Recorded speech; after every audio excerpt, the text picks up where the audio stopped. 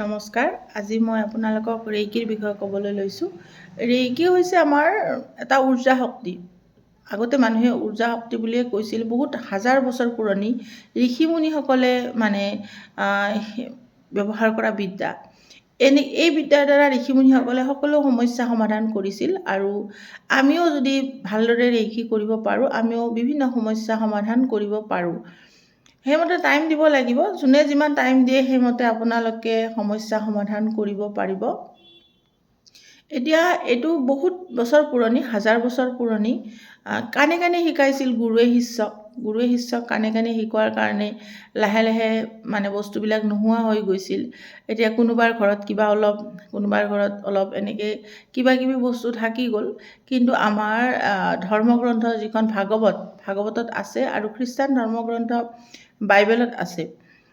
এতিয়া মোৰ পিছফালে যে আছে মিকাও উচুই, তেখেত ৰেইকি আৱিষ্কাৰ কৰিছিলে। জাপানী শব্দ ৰেইকিটো। আৰু তেখেতে জাপানত বাইবেল পঢ়াইছিলে ষ্টুডেণ্টবিলাকক। তাতে কৈছিলে যে মানুহ চুই দিলে বেমাৰ ভাল হয়, এটা উৰ্জা শক্তি হাতত লৈ আমি বিভিন্ন সমস্যা সমাধান কৰিব পাৰোঁ। তাত আছে, বাইবেলতো আছে, ভাগৱততো আছে। তেতিয়া ল'ৰা ছোৱালীবিলাক ডিগ্ৰী পঢ়া, কলেজৰ প্ৰফেচাৰ আছিলতো, হায়াৰ ছেকেণ্ডেৰী পঢ়া ল'ৰা ছোৱালীবিলাক অকণমান এতিয়াওতো উগ্ৰ থাকে। কৈছিলে যে ছাৰ, আপোনাৰ যে এনেকৈ শিকাই আছে কথাখিনি আপুনি প্ৰমাণ কৰি দিব পাৰিবনে?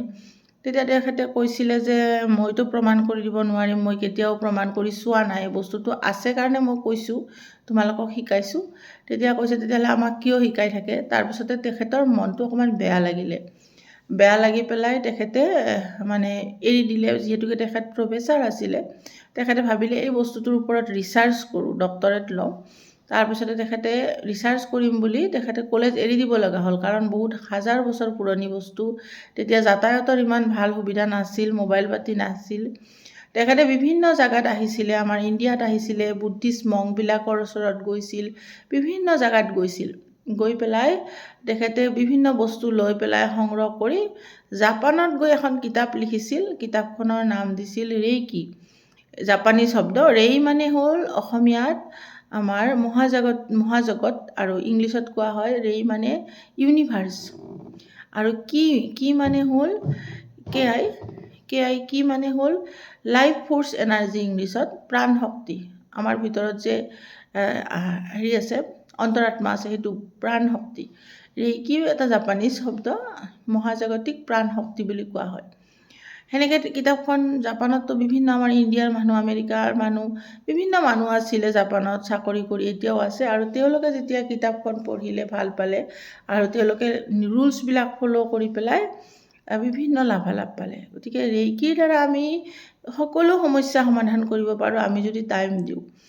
আৰু লজিক হ'ব লাগিব, লজিক থাকিব লাগিব। এতিয়া আপোনাৰ ব্ৰেইনে যদি কথাটো নকয়, আপোনাৰ ল'ৰাটো যদি আৰ্টছত মাষ্টাৰ ডিগ্ৰী কমপ্লিট কৰিছে, তাৰপিছত যদি আপুনি হিল কৰি থাকে, মোৰ ল'ৰাজন ভাল ইঞ্জিনিয়াৰ হ'ল, ভাল ইঞ্জিনিয়াৰ হওক দে। আপোনাৰ ল'ৰাই যদি বা মোৰ ছোৱালীজনী যদি MA ডিগ্ৰী আৰ্টছ পঢ়ি ইঞ্জিনিয়াৰ হওক, চুলিটো হিল কৰিব নোৱাৰোঁ, আৰ্টছত অলৰেডি মাষ্টাৰ ডিগ্ৰী লৈ লৈছে। ঠিক তেনেকুৱা আপোনাৰ ব্ৰেইনে যিটো কথা মানিব নোৱাৰে, সেই কথাটো হিল কৰিলে কাম নিদিয়ে। হিলিং মিনছ হ'ল আমাৰ ভাল বস্তু এটা কেতিয়াবা বেয়া হৈ গ'লে আমি লাইফ ফ'ৰ্চ, ইউনিভাৰ্চেল পাৱাৰ আৰু নিজৰ মাইণ্ড পাৱাৰ, মনৰ শক্তি আছে, আমাৰ মনৰ শক্তি আৰু বায়ুমণ্ডলৰ শক্তি আমি যোগ কৰি আমি কৰোঁ, মানুহক ফ'ৰ্চ কৰি দিওঁ বা নিজে লওঁ, সেইটো হ'ল হিলিং। আমি ভাল কৰোঁ। বহুত ডাঙৰ ডাঙৰ বেমাৰ ভাল হৈ আছে, কেঞ্চাৰ বা সৰু গেছ, আপোনাৰ চেঞ্জ হৈ যাব লাইফটো, আপুনি নিজক বুজিবলৈ সহায় পাৰিব। এটা স্পিৰিট গাইড, মানুহক একচুৱেলি আধ্যাত্মিক বা স্পিৰিট গাইড এজন লাগে। আধ্যাত্মিক এখন দুনিয়াত আমি থাকিব লাগে, অকণমান হ'লেও আধ্যাত্মিক পাৱাৰ অলপমান ল'ব লাগে আমি আগবাঢ়ি যাবলৈ। তেতিয়াহ'লে লাকটো আৰু চান্সটো আপোনালোকে পায়। কষ্টখিনিতো কৰিবই লাগিব, লেবাৰ কৰিবই লাগিব, আমি কাম কৰিবই লাগিব। কিন্তু লাকটো আৰু চান্সটো, কেতিয়াবা চান্স যিমান কষ্ট কৰিলেও চান্স নাপায় বা ভাগ্য নাহে। তেনেকুৱা এটা কোৰ্ছ, যিটো কোৰ্ছ অলপ দীঘলীয়া হয়, ইমান ছুটি কোৰ্ছ নহয়। 5টা ডিগ্ৰী থাকে ৰেইকিৰ। ফাৰ্ষ্টটো হৈছে টাচ থেৰাপি, প্ৰথম ডিগ্ৰীটো, যিটো ডিগ্ৰী আপোনাক কৈ আছোঁ আৰম্ভণিতে, এইখিনি ইন্ট্ৰডাকশ্যন হয়, ৰেইকি হিষ্ট্ৰী কৰোঁ, এইটো ফাৰ্ষ্ট ডিগ্ৰীৰ বস্তু। আৰু ইয়াতে আপোনাৰ এইখিনি বস্তুত আপোনাৰ কি থাকে, চুই পেলাই ফাৰ্ষ্ট ডিগ্ৰীত মানুহক এনেকৈ টাচ কৰি পেলাই, টাচ থেৰাপি আপুনি সমস্যা সমাধান কৰিব পাৰিব, নিজৰ পাৰিব, বেলেগৰ পাৰিব, জড় পদাৰ্থ, ফ্ৰিজ, টিভি, মোবাইল চবৰে চুই পেলাই আপুনি সমস্যা সমাধান কৰিব পাৰিব, যিকোনো সমস্যা। আৰু অলপ আগতে যে ক'লোঁ লজিক থাকিব লাগিব, আপোনাৰ ব্ৰেইনে যদি কয় বোলে ভাল হ'বই, তেতিয়াহ'লে মনে যদি কয় সেইটো বস্তু ভাল হয়। কিন্তু লজিক নাথাকা বস্তু অলপ আগতে যে কৈছিলোঁ সেনেকুৱা হ'লে ভাল নহয়। আৰু ছেকেণ্ড ডিগ্ৰীটো হৈছে ডিষ্টেঞ্চ হিলিং। এই দুটা জৰুৰী, সকলোৱে শিকা জৰুৰী, সকলোৰে ঘৰত থকাটো দৰকাৰী। মানে আমাৰ ফাৰ্ষ্ট এইড যেনেকৈ আমি ৰাখোঁ, ঠিক তেনেকৈ ফাৰ্ষ্ট ডিগ্ৰী, ছেকেণ্ড ডিগ্ৰী জানা মানুহ প্ৰত্যেকখন ঘৰত থকাটো দৰকাৰী। ছেকেণ্ড ডিগ্ৰীটোত আপোনাৰ ল'ৰা ছোৱালী দূৰত পঢ়ি আছে, কিবা পুতুককৈ জ্বৰ উঠিছে, কাহ হৈছে, কিবা বেমাৰ হৈছে, কিবা প্ৰব্লেম হৈছে, আপুনি দূৰৰ পৰাই আপুনি মানে হেল্প কৰি দিব পাৰিব। আমাৰ মা, আপোনাৰ মা দূৰত আছে, পুতুককৈ কঁকাল বিষালে, পৰিলে, দুখ পালে আপুনি দূৰৰ পৰা সহায় কৰিব পাৰিব। ছেকেণ্ড ডিগ্ৰীটো তেনেকুৱা এটা, দূৰত থকা মানুহক হেল্প কৰিব পাৰে। হাজবেণ্ড বা ৱাইফ ক'ৰবাত বাহিৰত আছে, কিবা প্ৰব্লেম হৈছে, দূৰৰ পৰাই হেল্প কৰি দিব পাৰি। বাকী 3, 4, 5 এই তিনিটা হৈছে প্ৰফেশ্যনেল। 3 নম্বৰ ডিগ্ৰীটোত আপোনাৰ যে মাষ্টাৰ হিলাৰ, যিটো আপোনাৰ হিলিঙৰ মাষ্টাৰ, একেবাৰে ভিতৰৰ পৰা মানে জানিব কি কেঞ্চাৰ কেনেকৈ কৰা যাব, মানে আপোনাৰ ডায়েবেটিছ, চুগাৰ বা আপোনাৰ হাৰ্টৰ ডাঙৰ ডাঙৰ বেমাৰবিলাকত হাৰ্ট ডিগ্ৰীটোত মানে কিছুমান চিম্বলৰ সহায়ত আমি ভাল কৰিবলৈ মানে শিকোৱা হয়। আৰু 4th, 5th দুটা আপোনাৰ টিচাৰ, গ্ৰেণ্ড মাষ্টাৰ, সেইখিনি শিকোৱাৰ কাৰণে বেলেগক শিকাবলৈ 4th, 5th গোটেইকেইটা সেইকেইটা লাগে। গতিকে প্ৰথম আৰু দ্বিতীয়টো সকলোৱে শিকা দৰকাৰ, কাৰণ পটককৈ ক'ৰবাত দুখ পালে আপোনালোকে লগে লগে ডক্টৰৰ তাত যোৱাতকৈ, ফাৰ্মাচীত যোৱাতকৈ আপোনালোকে ৰেইকি অকণমান দি পেলাই চাব পাৰে, আৰু সেনেকৈয়ে ভাল হৈ আছে। বহুত মানুহ বা 90% মানুহৰে শিকাখিনিৰ ভাল হৈছে।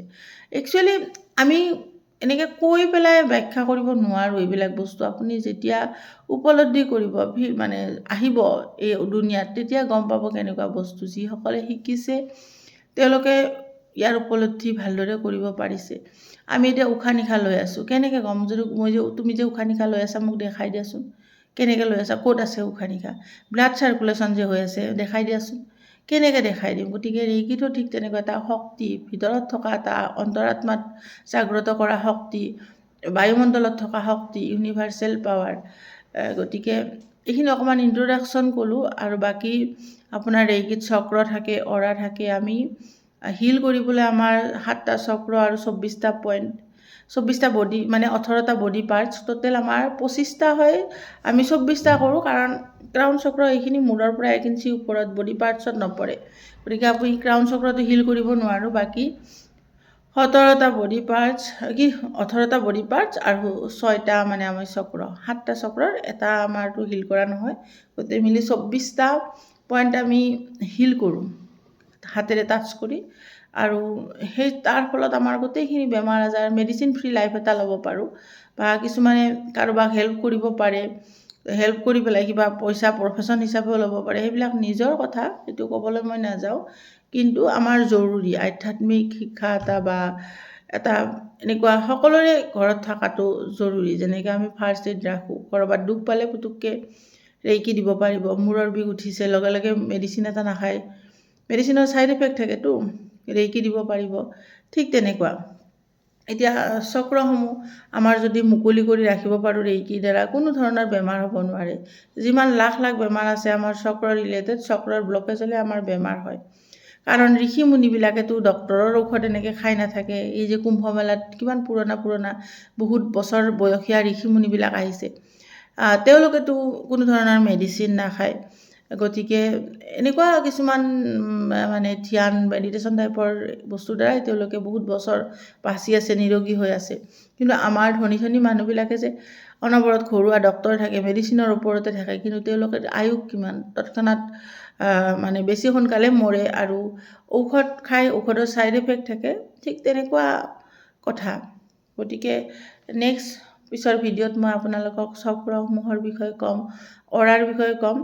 আৰু আমি 24টা পইণ্টত আমি মানে বডি পাৰ্টছ আৰু চক্ৰ মিলি পেলাই আমি 3 মিনিটকৈ হিল কৰোঁ। সেই 3 মিনিটটো আপোনালোকে ভাগ ভাগ কৰিও কৰিব পাৰে। মানে 1 ঘণ্টা 20 মিনিট সময় লাগে, 10 মিনিট 15 মিনিট। এই 1 ঘণ্টা 20 মিনিটটো আপোনালোকৰ চাহ খাওঁ, ভাত খোৱা, এইখিনি ৰুমত থকা সময়খিনিতে পাৰে। আপোনালোকে দিনটোতো 3বাৰ ৰুমত যায় বা অকণমানতো জিৰাই, দিনটোৰ ভিতৰতো আপোনাৰ এটা কাম কৰি বা কিছু সময় কাম কৰিতো আপুনি আধা ঘণ্টা ৰেষ্ট কৰে, সেই ৰেষ্ট কৰা সময়খিনিতে ৰেইকিটো হয়। 20 মিনিট 20 মিনিটকৈও কৰিব পাৰে, 3-4 ভাগ কৰি। তাৰপিছত আধা ঘণ্টাকৈও 2টা ভাগ কৰি কৰিব পাৰে, মুঠতে ভাগ ভাগকৈও কৰিব পাৰে, একেলগেও কৰিব পাৰে। এইখিনি পিছত কৈ দিম। অকণমান ক'লোঁ, কেনেকুৱা পাইছে জনাবচোন। ধন্যবাদ।